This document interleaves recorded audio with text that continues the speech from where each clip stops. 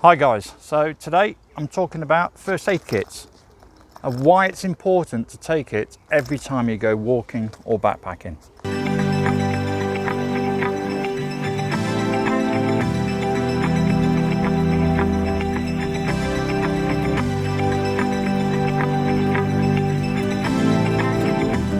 Hi, it's Andy, the Expedition Hiker. If you like hiking, backpacking and long distance walking, and also like to find out some skills and tips of the outdoors, then please consider subscribing.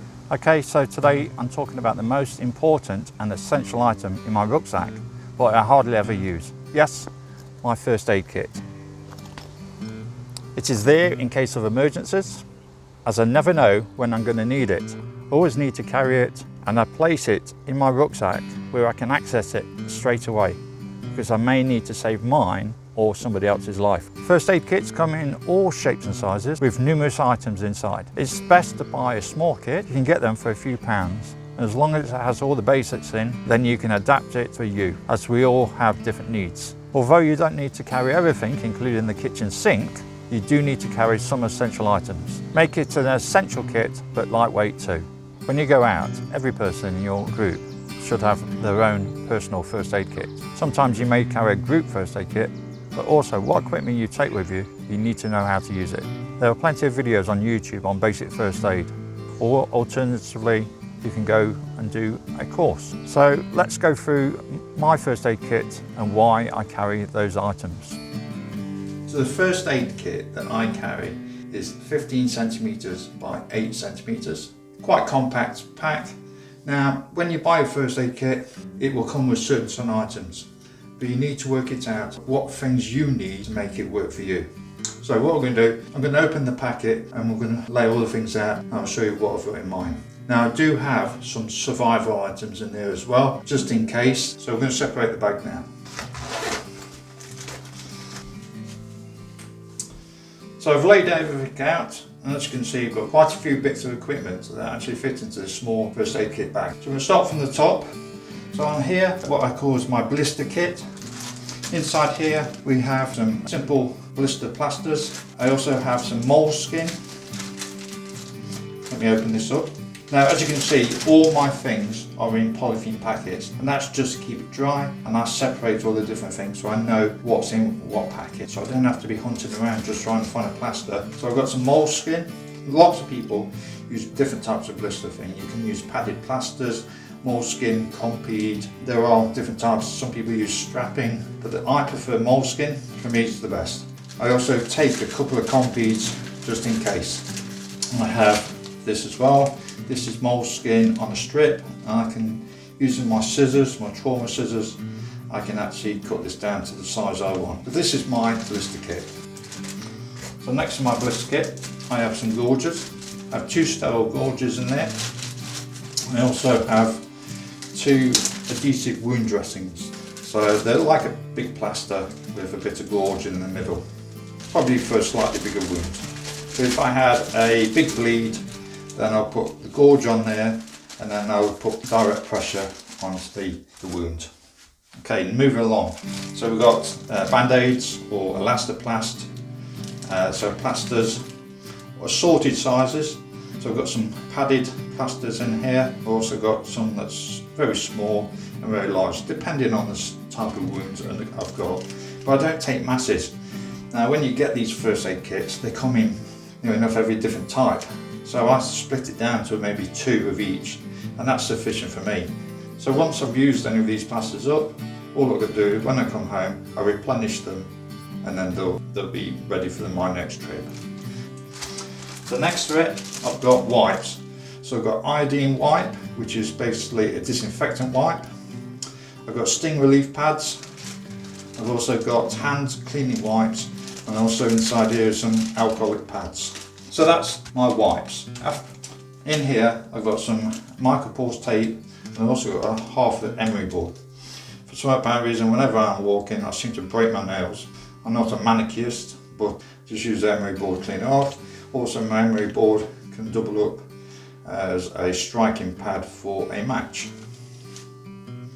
Okay, underneath here we've got just a pair of latex gloves.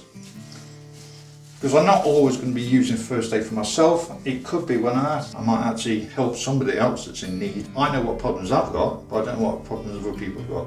So I would probably put latex gloves on if I was helping somebody else. Next to that, I've just got a few cotton buds, and I can use these for multiple uses. Okay, underneath that, I have a little bag of tablets. So I've got 4 paracetamol and then 6 ibuprofen. Just in case I get injury and I need some pain relief or some anti-inflammatory. Next thing here, I've got a set of tweezers. I also got a selection of safety pins. If you need a bandage, or I might need a sharp point to burst a blister. I could bend it around and make it into a fish hook. So it could become multiple uses. Also, I didn't put this in the pack, but this is my tick card. Most people either use the tweezers, but I use a tick card. Now this is always in my wallet.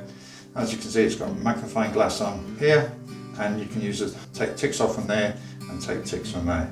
Even in the UK, ticks are being found in more and more places, so it's something to always have something with you. If you get an infected tick, it can cause a lot of problems. Okay, so that's my tick card that I would have it in my wallet rather than in my first aid kit, so it's easy to get to. Okay, so moving along, I've got some Germaline, which is an antiseptic cream. This is dual action, helps prevent infection, and is also a local anaesthetic. So as I say, once you've got your first aid kit, you start to work out what things work for you. Okay. Next, obviously you can see a pair of scissors. These are good strong scissors. These are what we call trauma shears. Now these could cut through clothing as well. So if somebody was in a serious accident, then I could cut through their clothing quite easily with these. And they're also good for cutting for bandages and everything else. So a good strong pair of scissors is what you need in your pack.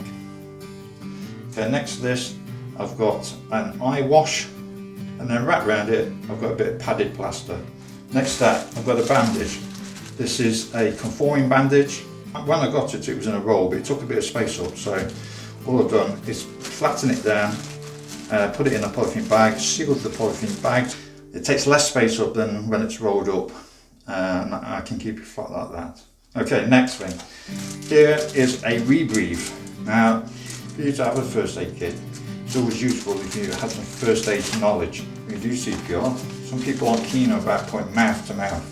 So this is when you have a rebreathe. So you would put that over somebody's mouth and then blow into that. In a few weeks' time, I'm going to do a video on the procedures of CPR. Okay, so that's a rebreathe. That's basically the first aid items I have.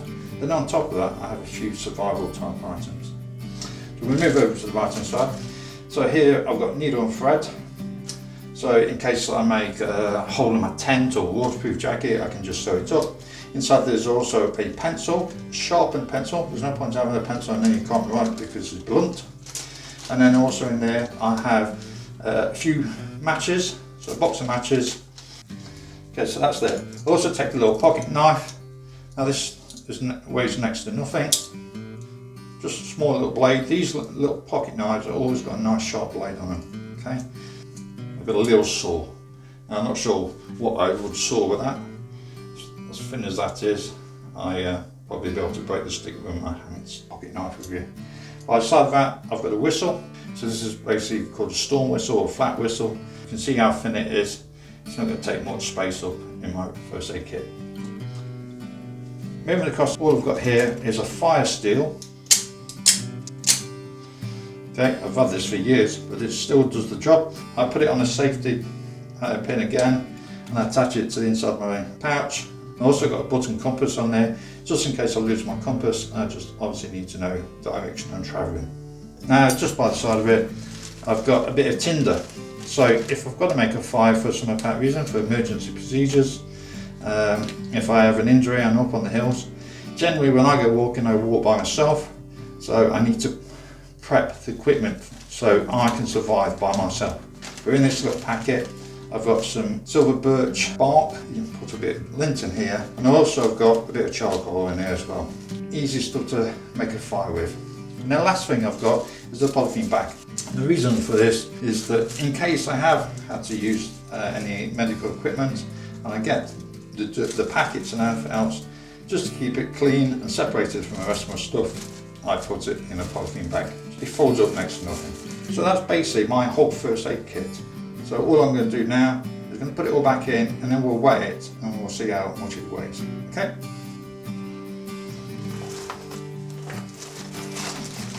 So just put the last couple of things back in. Whistle, stick it down the side, and then, as I said, I just use the safety pin, connect it up to the top.